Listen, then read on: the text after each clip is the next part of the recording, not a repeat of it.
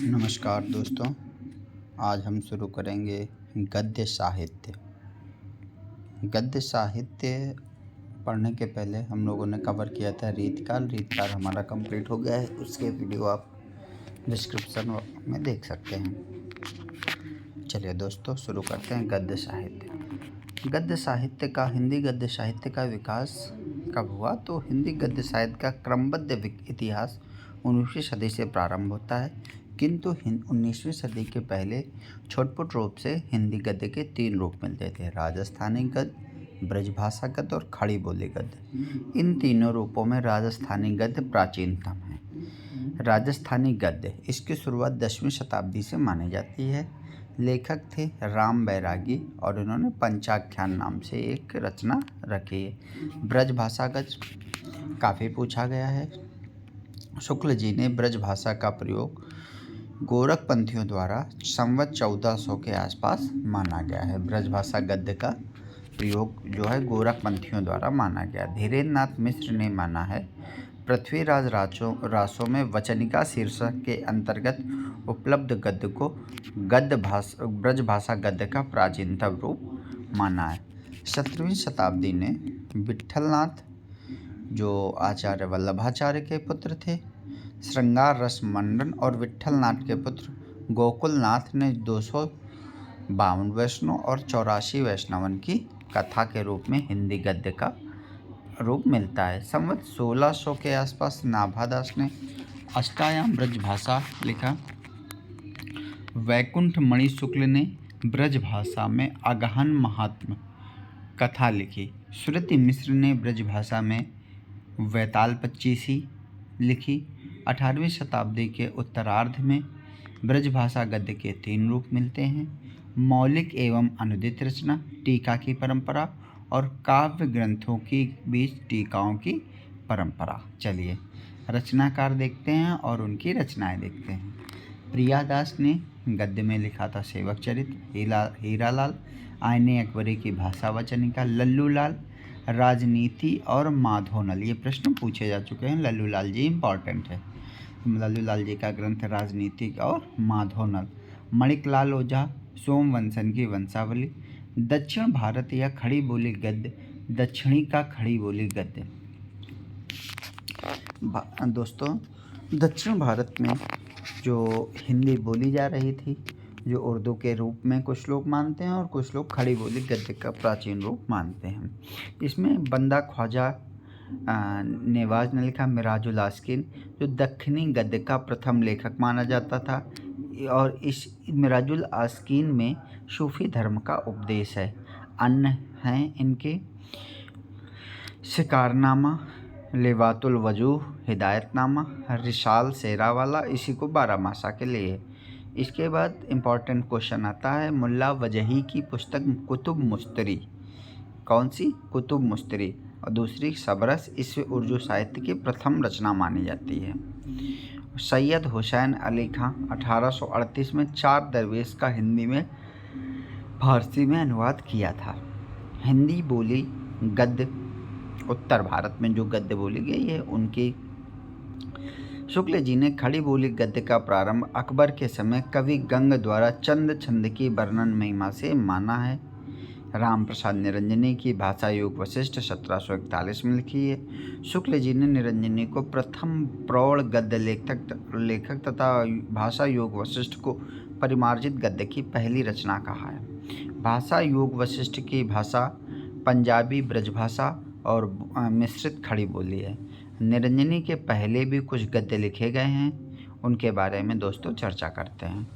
सोड़ी मेहरबान रचना सचुरसक पोथी, पुत्र थे इनके हरि जी, इम्पॉर्टेंट है। हरि जी ने लिखी है सुखमणि सहस्त्रनाम। दयालु अनेमी इनकी रचना है। अवगत उल्लास, अष्टावक्र भाषा और गीता भाषा। अगला दोस्तों जॉन गिलक्राइस्ट जी हैं। इन्होंने हिंदी उर्दू रेखता और हिंदी को समानार्थी माना है। इन्होंने खड़ी बोली की 3 शैलियाँ बताई हैं जॉन गिलक्राइस्ट जी ने: दरबारी फारसी शैली, हिंदुस्तानी शैली और तीसरी इन्होंने बताइए खड़ी बोली शैली। इनकी 2 रचनाएं हैं, a dictionary of English and Hindustani, A grammar of Hindustani language. ये क्वेश्चन पूछा जा चुका है दोस्तों, इसका स्क्रीनशॉट ले लीजिएगा या किसी कॉपी पेन पर नोट कर लीजिएगा। A dictionary of English and Hindustani and A grammar of Hindustani language. अगला दोस्तों क्वेश्चन देखते हैं, डायरी। इस विधा के प्रवर्तक श्री राम शर्मा हैं। श्री राम शर्मा की रचना है सेवाग्राम। घनश्याम दास बिरला, इन्होंने दोस्तों हम कोशिश करेंगे कि डायरी, रिपोर्टाज, रेखा चित्र इनका अध्ययन पहले कर ले, क्योंकि ये ऐसे हैं जो जल्दी जल्दी में हमसे छूट जाते हैं, और इनके सभी महत्वपूर्ण और प्रश्नपरक नोट्स का अध्ययन कर लेंगे और आपसे अपेक्षा करेंगे कि जो आपको नहीं आ रहे हैं या आपको इम्पॉर्टेंट लग रहे हैं तो एक कॉपी में आप नोट करिए जाइएगा और देखिएगा पेपर इन्हीं से बनेगा, क्योंकि ये सिलेक्टर्स नोट हैं। इन नोट्स को पढ़ के बहुत से बच्चों का सिलेक्शन हुआ है। देखिए दोस्तों, घनश्याम दास बिरला, इन्होंने डायरी के पन्ने लिखे हैं। धीरेन्द्र वर्मा जी की कौन सी दोस्तों गलत है, उसको धीरेन्द्र वर्मा कर लीजिएगा। मेरी कॉलेज डायरी कौन सी है, मेरी कॉलेज डायरी, ध्यान रखिएगा कि काफ़ी फेमस है। सुंदर लाल त्रिपाठी दैनिनी, सियाराम शरण गुप्त की दैन की, उपेंद्र नाथ अस्क ज़्यादा अपने कम पर आई, हरिवंश राय बच्चन प्रवासी की डायरी, और रामधारी सिंह दिनकर की डायरी। दोस्तों याद रखिएगा, रघुवीर सहाय, दिल्ली मेरा परदेश, राजेंद्र अवस्थी सैलानी की डायरी, मुक्त बोध एक साहित्यिक की डायरी, मोहन राकेश की डायरी, रविंद्र यात्री तो स्मृतियों की जन्मपत्री, रामविलास शर्मा पंचरत्न, फणीश्वर नाथ रेणु ने वन तुलसी की गंध, जयप्रकाश नारायण मेरी जेल डायरी, छत्रशेखर मेरी जेल डायरी, इन्होंने दोनों लोगों ने एक ही लिखी है। कमलेश्वर जी ने लिखी है देश देशांतर। डॉक्टर विवेकी राय मनबोध मास्टर की डायरी। दोस्तों डॉक्टर विवेकी राय की रचना कौन सी है, मनबोध मास्टर की डायरी। राम नरेश मिश्र आते जाते बिंब, विश्वास जिंदा है, रमेश चंद्र शाह इसी खिड़की से, यशपाल मेरी जेल डायरी, लीलाधर मांडलोई दिनन दिनन के खेल, डॉक्टर विश्वनाथ तिवारी ने लिखी है दिनरैन, और धन मान समय पुष्पावस्थी नीदरलैंड डायरी। ये महत्वपूर्ण काम है। अगला दोस्तों टॉपिक खत्म है, हम महत्वपूर्ण एक बार देख लेंगे। इसमें आप लीलाधर मांडलोई दिनन दिनन के खेल, रसपाल मेरी जेल डायरी, राम नरेश मिश्र आते जाते बिंदु, विश्वास जिंदा, विवेकी राय मनबोध मास्टर की डायरी, दोस्तों ये पढ़ लीजिएगा। कमलेश्वर देश देशांतर। इसके बाद जयप्रकाश नारायण मेरी जेल डायरी, रेणु जी की है वन तुलसी की गंध, रामविलास शर्मा पंचरत्न, रविंद्र कालिया इनकी है स्मृतियों की जन्मपत्री, मोहन राकेश की डायरी, साहित्यिक डायरी मुक्तिबोध जी की, सैलानी की डायरी राजेंद्र अवस्थी दिल्ली मेरा परदेश, घनश्याम दास बिरला या डायरी के पन्ने, धीरेन्द्र वर्मा मेरी college diary, Sundarlal Tripathi दैनिनी, Siyaram Sharan Gupt then की, उपेंद्र नाथ अस्क अपनी कम पर आई, हरिवंश राय बच्चन प्रवासी की डायरी और दिनकर की डायरी। ये महत्वपूर्ण है। अगला दोस्तों रिपोर्टाज एक अंग्रेजी शब्द है रिपोर्ट, इसका फ्रांसीसी अनुवाद है। इसका अर्थ होता है ऐसी घटनाएं जिसके हम प्रत्यक्षदर्शी हों। तो दोस्तों नोट्स के बारे में देख लेते हैं। यह एक फ्रांसीसी शब्द है, अंग्रेजी में रिपोर्ट के समानार्थी माना गया है। रिपोर्टाज एक ऐसी रिपोर्ट है जिसमें साहित्यता और कलात्मकता का समावेश हो। इस विधा की शुरुआत रूसी साहित्यकार एलिया एहरेनबर्ग ने की थी। हिंदी में इस विधा की शुरुआत शिवदान सिंह चौहान की रचना लक्ष्मीपुरा से मानी जाती है। लक्ष्मीपुरा 1938 में लिखी गई। रिपोर्टाज लेखक के लिए घटना का प्रत्यक्षदर्शी होना आवश्यक है। तो दोस्तों जो घटनाएं लेखक के सामने घटी हो उनको एक रिपोर्ट बनाकर प्रस्तुत करना इस विधा की प्रमुख परंपरा रही है। इस विधा की शुरुआत द्वितीय विश्व युद्ध के समय रक्तपात आदि का यथा तथ्य प्रस्तुत करने के लिए किया गया था। चलिए दोस्तों शुरू करते हैं, जो इम्पोर्टेंट है उनको जो है देखते हैं। शिवदान सिंह चौहान, लक्ष्मीपुरा, 1938, मौत के खिलाफ जिंदगी की लड़ाई। दोस्तों दोनों प्रश्न इम्पोर्टेंट हैं, देख लीजिएगा। रांगे राघव, तूफानों के बीच, प्रकाश चंद्रगुप्त, कंकाल का अकाल, अल्मोड़े का बाजार और स्वराज भवन। दोस्तों तीनों रचनाएं इनकी सामने आती हैं।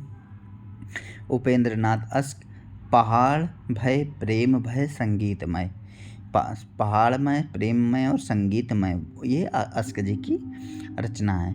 इसके बाद राम नारायण उपाध्याय, 9 वर्षांक समारोह में, कन्हैया लाल मिश्र प्रभाकर, क्षण बोले कण मुस्कुराए। बहुत ही इंपॉर्टेंट दोस्तों, तो हम दिमाग में 3-4 बार रिवीजन करेंगे। क्षण बोले कण मुस्कुराए रचना किसकी है? प्रभाकर जी की। कन्हैया लाल मिश्र प्रभाकर की रिपोर्ट आज क्या है?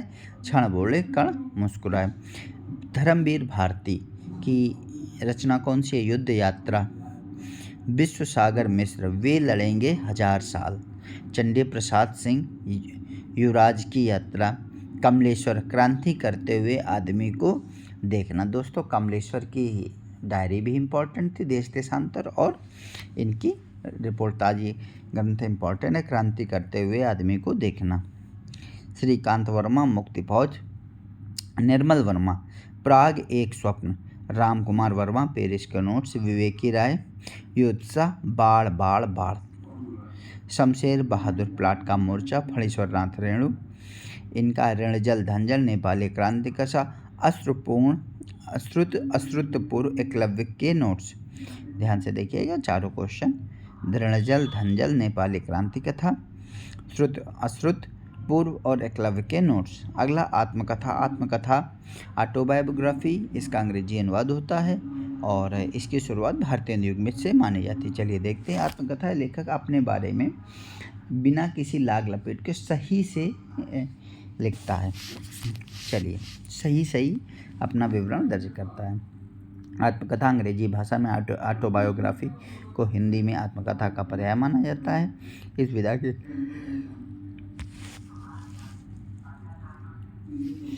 विधा की शुरुआत भारतीय युग से मानी जाती है। जब कोई व्यक्ति साहित्यिक हो और कलात्मक ढंग से अपनी जीवनी स्वयं ने लिखता हो तो उसे आत्मकथा कहते हैं। यह उत्तम पुरुष शैली में लिखा जाता है। ये क्वेश्चन पूछा गया है, तो आत्मकथा उत्तम पुरुष शैली में लिखा जाता है। वियोगी हरि ने आत्मकथा के बारे में परिभाषा दी थी। आत्मकथा जीवन की कुछ घटनाओं और अनुभूतियों की एक व्यंजना है। हरिवंश राय, जीवन की एक तस्वीर है आत्मकथा। चलिए दोस्तों आप प्रसिद्ध आत्मकथाएं और उनका समय। दोस्तों बनारसी दास जैन की कथा है आत्मकथा अर्धकथा। उन्होंने 1641 में ब्रज भाषा में लिखी। दोस्तों यह एक पद्य है। ये जैन संप्रदाय में माना जाता है कि व्यक्ति की आयु 110 वर्ष होती है, तो उन्होंने अपनी आयु यानी 55 वर्ष पूर्ण होने के बाद अपनी कथा लिखी थी, आत्मकथा लिखी थी, और उन्होंने अर्धकथानक नाम से, अर्धकथा के नाम से पहली रचना की थी। सन 1910 में सत्यानंद अग्निहोत्री की आत्मकथा मुझ में देव जीवन का विकास। दोस्तों इसमें गलत लिखा, अग्निहोत्री लिखा है, उसका होगा सत्यानंद अग्निहोत्री, तो सही कर लीजिएगा। खड़ी बोली भाषा में हिंदी में रचित पहली आत्मकथा है, तो 1910 में कौन सी है? सत्यानंद अग्निहोत्री की आत्मकथा मुझ में देव जीवन का विकास। जीवन सार नाम से प्रेमचंद ने अपने संक्षिप्त आत्मकथा हंस प्रकाशित किया। इसी अंक में जयशंकर प्रसाद की कविता आत्म तथ्य नाम से प्रकाशित हुई। श्याम सुंदर दास, मेरी आत्मकहानी, 1941 को प्रायः हिंदी की पहली आत्मकथा माना जाता है। निराला की आत्मकथा शीर्षक से सूर्य प्रसाद दीक्षित ने प्रकाशित कराया था। दोस्तों कमलेश्वर ने हिंदी तथा अन्य भाषाओं में 12 लेखकों की आत्मकथा गर्दिश के दिन नाम से प्रकाशित की थी। दोस्तों ध्यान रखिएगा, गर्दिश के दिन किसने प्रकाशित की थी? कमलेश्वर ने की थी। क्या थी ये? 12 लेखकों की आत्मकथा। दोस्तों जिस प्रकार से हमें तार सप्तक के बारे में देखते हैं, वो 7 लेखकों का था।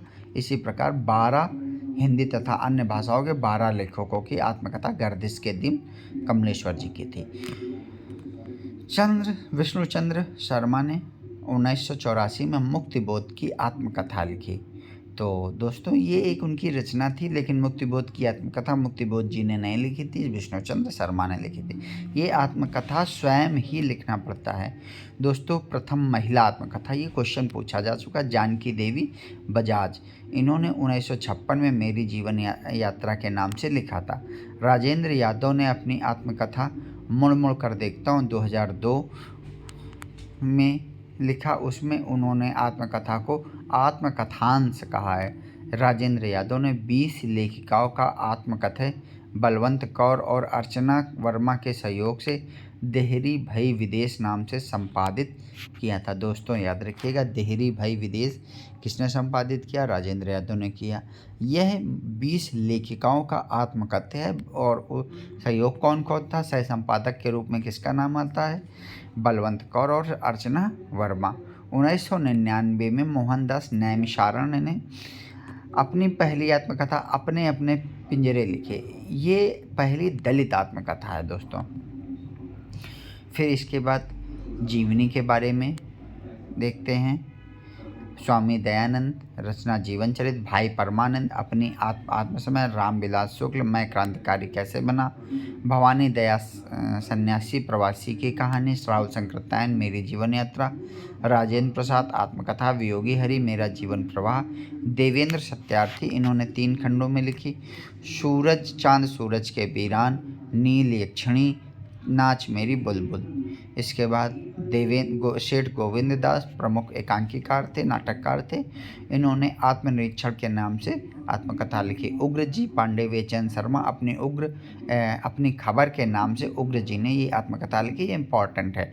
मेरी आत्मकहानी चतुरसेन शास्त्री। दोस्तों याद रखिएगा, मेरी आत्मकहानी चतुरसेन शास्त्री जी। भुवनेश्वर मिश्र माधव ने 4 अध्याय। हरिवंश राय बच्चन ने 4 अपनी आत्मकथा लिखी और 4 भागों में लिखी।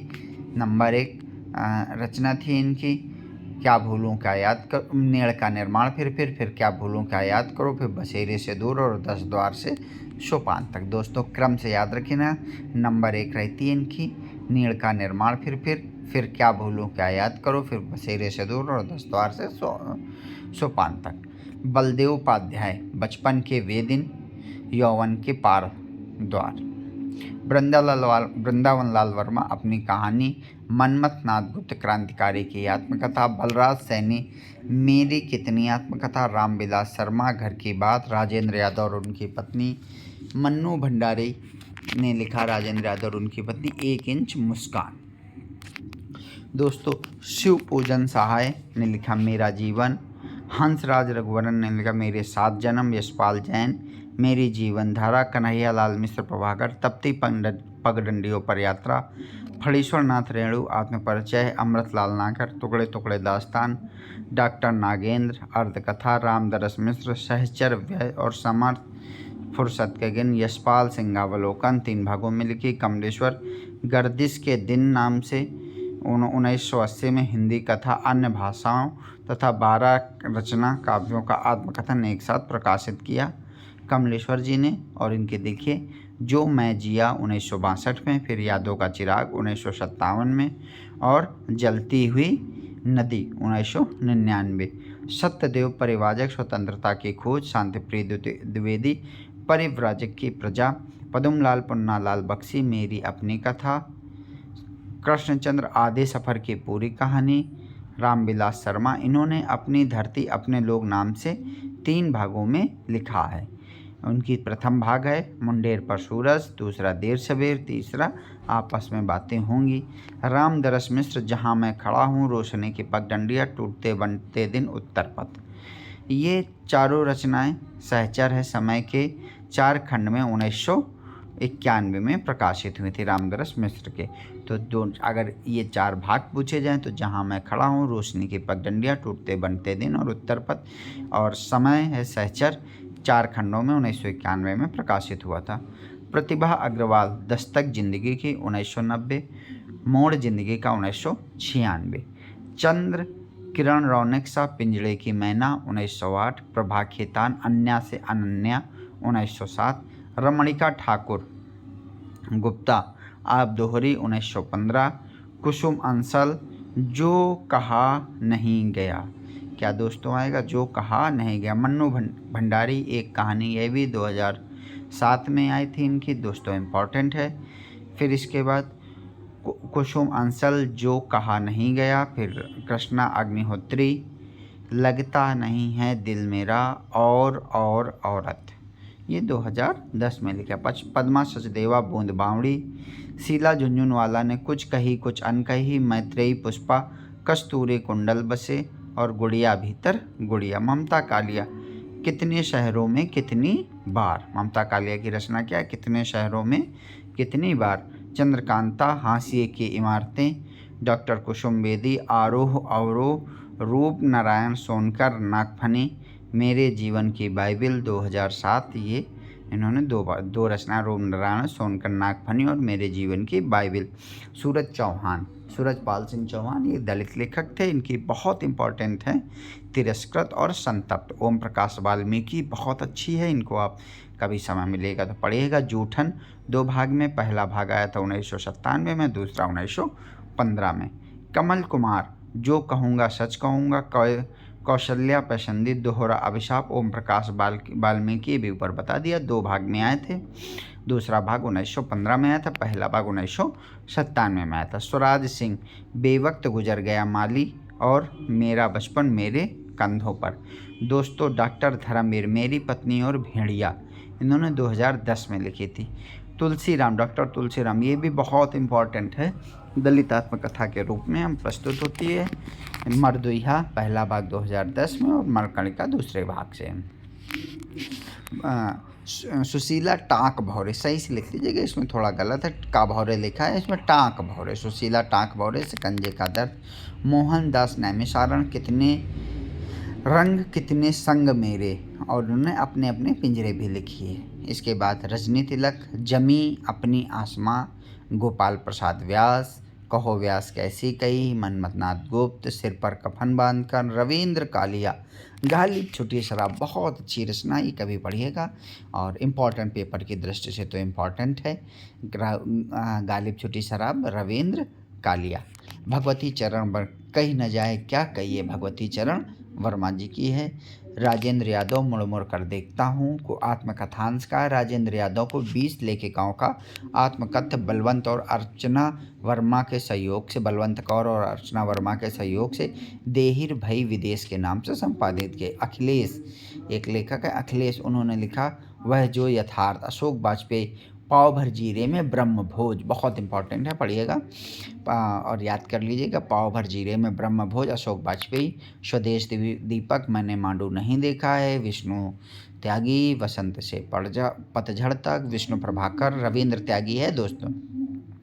वसंत से पतझड़ तक, विष्णु प्रभाकर, 3 खंड है।